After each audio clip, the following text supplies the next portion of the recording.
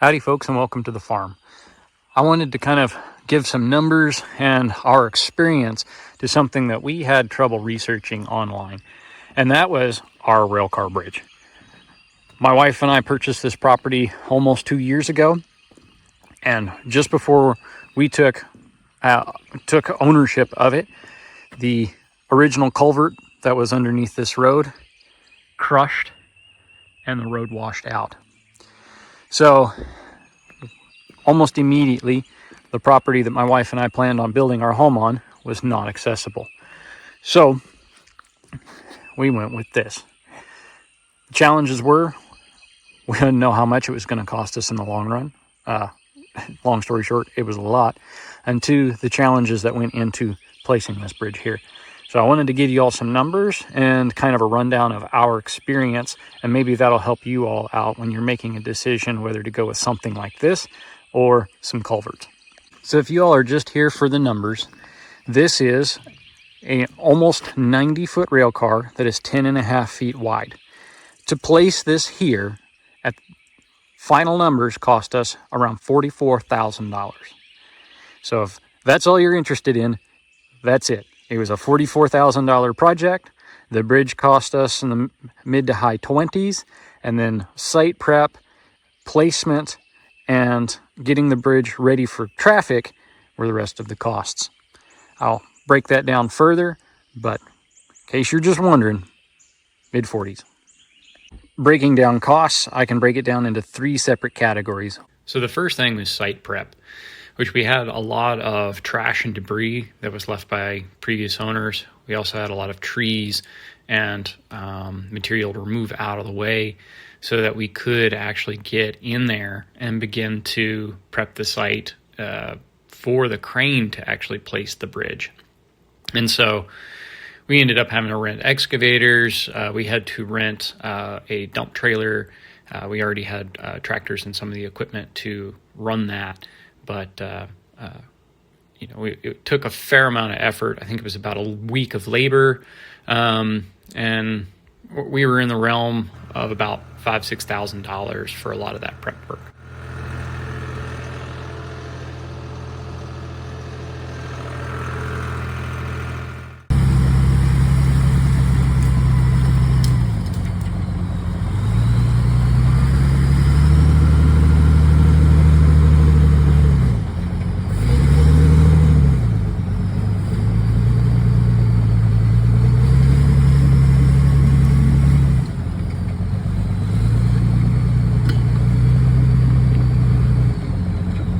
For us, our prep work was further complicated by the fact that we had a roughly 20,000-pound culvert stuck in the blowout that we had to remove to actually place our bridge or culvert or whatever came next.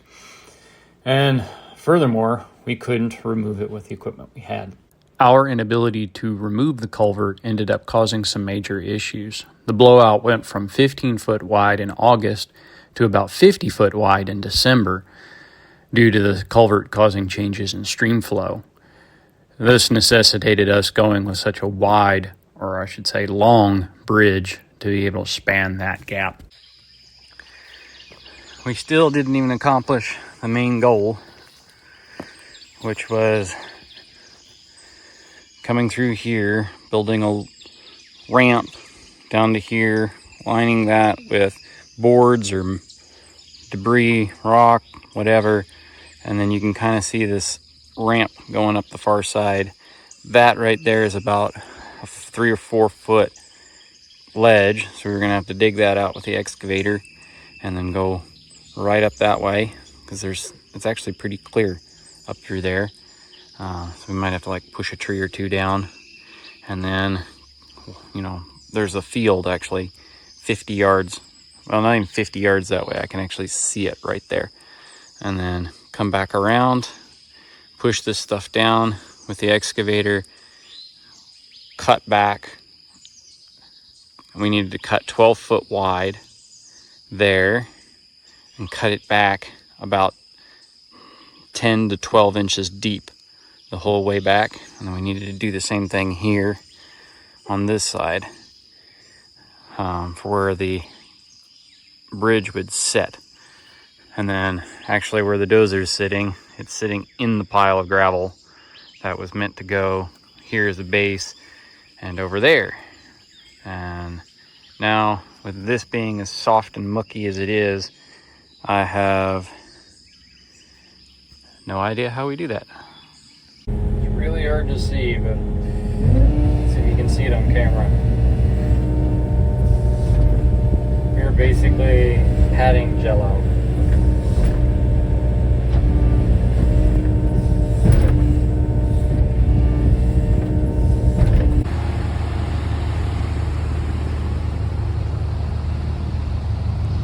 We crushed it like a tin can, but we can't get it to roll up and out and over the bank. So the fact that we couldn't get the culvert out of the creek forced our hand to some degree. We're basically at that point stuck with removing the culvert with a crane or pulling it out piece by piece after torching it out. So the decision was made to go ahead and do site prep, and we ended up utilizing our old 8N tractor to go ahead and dig the base, put our filter fabric down, and put down some gravel. Once we got done with all the prep work, we finally got to placement, which was a pretty exciting day to say the least. We ended up getting a local crane company to come out. They were able to swing across a lot of our gravel and materials. They were able to remove the crushed culvert in the span of about 10 minutes, which made our 2-day work prior look like child's play. Once they got that out and removed, then we were able to prep for the actual rigging and placement of the bridge, which again didn't take all that long. I think by the time they had it lifted, we had to do a little bit of adjustment when we were getting final placement done, but from start to finish, I think they were done around noon.